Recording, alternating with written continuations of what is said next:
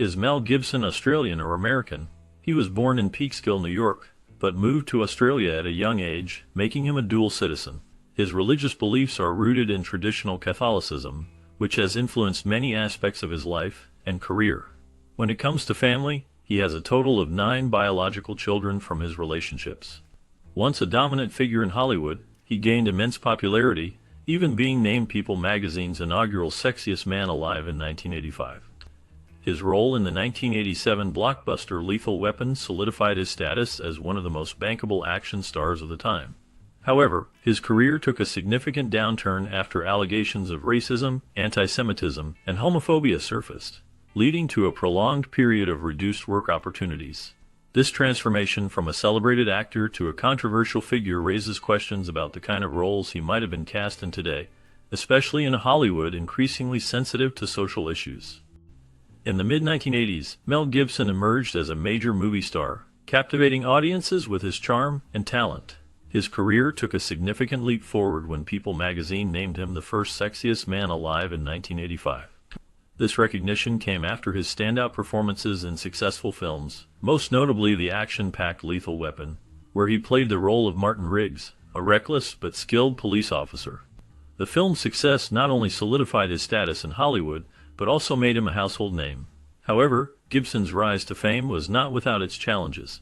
Over the years, his career faced significant setbacks due to various controversies. He encountered serious backlash from the public and media after being accused of racism, anti-Semitism, and homophobia. These accusations overshadowed his accomplishments and led to a decline in his popularity. Despite his undeniable talent and the iconic roles he played, the controversies surrounding him created a complicated legacy that continues to affect his career and public perception. Gibson starred in Mad Max, a film that became a landmark in cinema history. He earned $10,000 for his role, a modest sum compared to the film's massive impact. Despite its low budget, Mad Max captivated audiences and quickly turned into an international sensation. The film's unique blend of action, dystopian themes, and innovative storytelling helped it resonate with viewers around the world. Its success was groundbreaking, as it broke records to become the most profitable independent film until The Blair Witch Project in 1999. This achievement marked a significant moment in the film industry, showcasing how a small production could achieve monumental success. The film paved the way for future independent films, influencing countless filmmakers and changing the landscape of action cinema. Gibson's performance not only launched his career, but also solidified Mad Max as a cultural phenomenon that continues to inspire and entertain audiences to this day. The making of Mad Max stands out for its unique guerrilla filmmaking approach. This style was characterized by a raw and unpolished execution that lent the film an authentic feel. The production team decided to cast actual biker gangs in the film, which added to the gritty realism that audiences would come to associate with the franchise. These real-life bikers brought their own motorcycles and attitudes, enhancing the film's portrayal of a post-apocalyptic world. Many of the stunts performed in Mad Max were executed without permits, reflecting the daring and rebellious spirit of guerrilla filmmaking. This lack of formal approval meant that the crew had to be resourceful and creative, often capturing scenes in real locations without warning. The filmmakers took significant risks, which resulted in thrilling and dangerous moments on screen. Eventually, the Victoria Police recognized the potential of the film and decided to cooperate with the production. This collaboration helped ensure some level of safety and order during the shoot, allowing the filmmakers to capture their vision more effectively while still maintaining the raw energy that defined the project. The bold choices made during the production of Mad Max not only shaped the film's legacy, but also influenced the future of independent filmmaking. Initially, Mad Max faced bans in Sweden and New Zealand due to its violent content and themes. The film, released in 1979, showcased a post-apocalyptic world filled with chaos and lawlessness, which raised concerns among regulators in these countries. However, after some time, the film was re-evaluated and eventually released with an 18 rating. This rating indicated that it was suitable for adult audiences, allowing viewers to experience the intense action and storytelling that made Mad Max a cult classic. The success of Mad Max opened the door for its sequel, The Road Warrior, which continued the story and further developed the character of Max Rokitansky, played by Mel Gibson. The Road Warrior also received critical acclaim and performed well at the box office, solidifying the franchise's popularity and Gibson's status as a leading action star. The journey of Mad Max from being banned to becoming a celebrated film illustrates the evolving perceptions of cinematic content and the impact of cultural context on film distribution. During the filming of The Year of Living Dangerously, set against the backdrop of Indonesia's 13th of September movement, the production team faced significant challenges that impacted their work. The political climate in Indonesia at the time was tense and volatile, leading to concerns for the safety of the cast and crew. As a result, the decision was made to relocate filming from Jakarta to Sydney, Australia, to ensure a safer environment for everyone involved. This move was not only a logistical challenge, but also a testament to the risks the filmmakers were willing to take to tell their story. The film itself was controversial, and was ultimately banned in Indonesia until 1999, reflecting the sensitive nature of the subject matter. The ban highlighted the complexities of filmmaking in politically charged environments, where artistic expression can clash with governmental authority. The Year of Living Dangerously remains a significant piece of cinema, both for its narrative and the real-world implications surrounding its production. During the filming of Mistress Sawful, Mel Gibson faced his first legal troubles when he was arrested for driving under the influence in Toronto. This incident occurred in 1984 and became a significant moment in his life and career. The arrest led to a 3-month driving ban, marking the beginning of growing concerns about his alcohol use. At the time, Gibson was rising in fame, and this legal trouble cast a shadow over his public image. The incident highlighted the challenges he faced with alcohol, which would later become a recurring theme in his life. As he continued to gain success in Hollywood, the repercussions of that night would linger, impacting both his personal life and professional relationships. The arrest served as a wake-up call, but it was just the start of a long journey filled with ups and downs related to his struggles with alcohol. Over the years, this early brush with the law would be remembered as a pivotal moment that foreshadowed future controversies and challenges in his life. In the animated film Pocahontas, Mel Gibson lent his voice to the character of John Smith, marking his first role in an animated Disney feature. The film aimed to tell the story of the Native American woman Pocahontas and her interactions with English settlers. Despite the filmmaker's efforts to ensure cultural accuracy, the movie faced significant backlash for its historical inaccuracies. Critics argued that it oversimplified complex historical events and presented a romanticized version of the relationship between Pocahontas and John Smith. The portrayal of Native American culture was also criticized for reinforcing outdated stereotypes, leading to discussions about representation in media. Many felt that the film failed to capture the true essence of Pocahontas' life and the impact of colonization on Native American communities. The controversy surrounding Pocahontas highlights the challenges filmmakers face when trying to balance storytelling with cultural sensitivity and historical truth. The film serves as an example of how animated features can spark important conversations about representation and history in popular culture. Gibson directed and starred in the film Braveheart, where he portrayed the legendary Scottish figure William Wallace. His performance became iconic, earning him acclaim and recognition in the film industry. However, Gibson openly acknowledged that he took significant historical liberties in depicting Wallace's life and actions.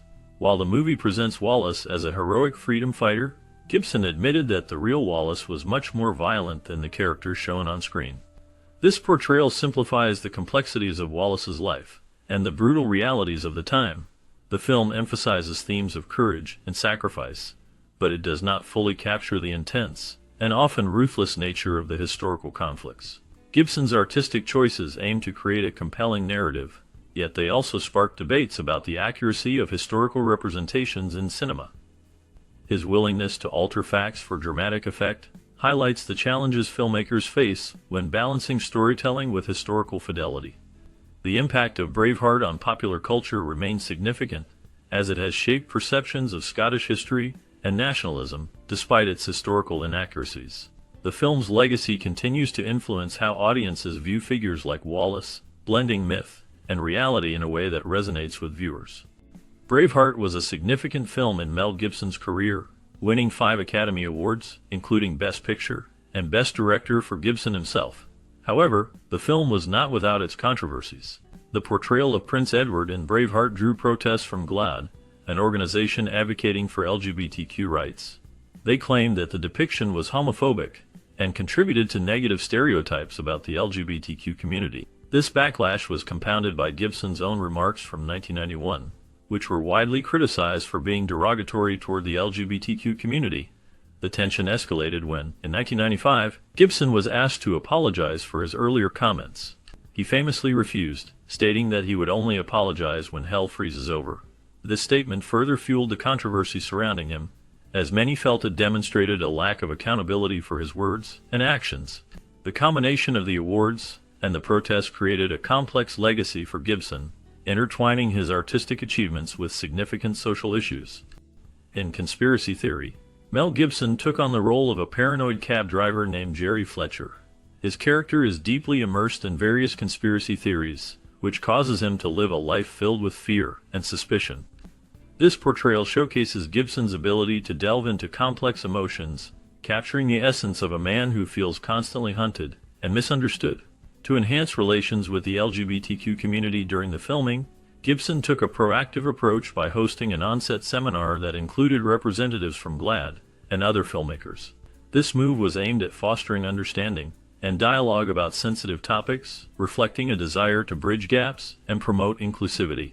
However, despite these efforts, an official apology from Gibson was never issued, leaving some aspects of the conversation unresolved.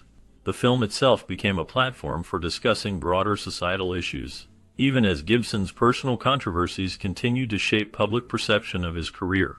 His commitment to the project and the discussions it sparked remain significant in understanding his impact on the film industry.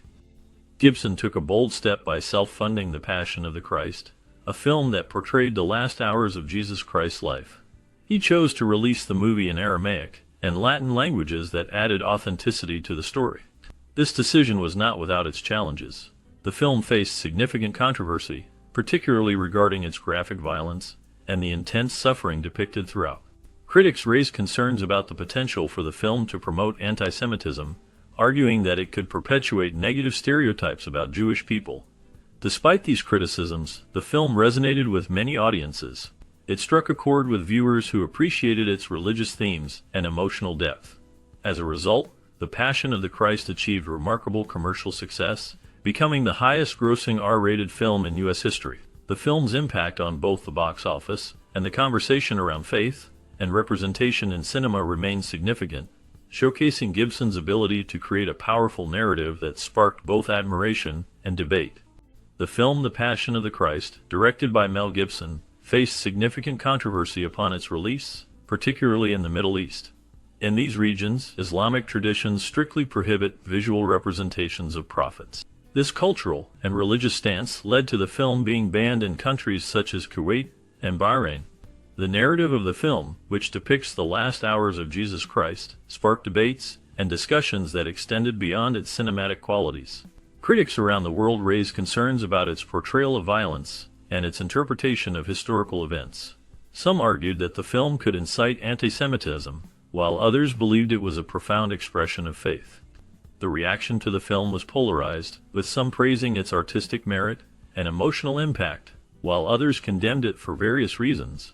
The bans and criticisms highlighted the challenges of cross-cultural storytelling and the sensitivities that come with depicting religious figures.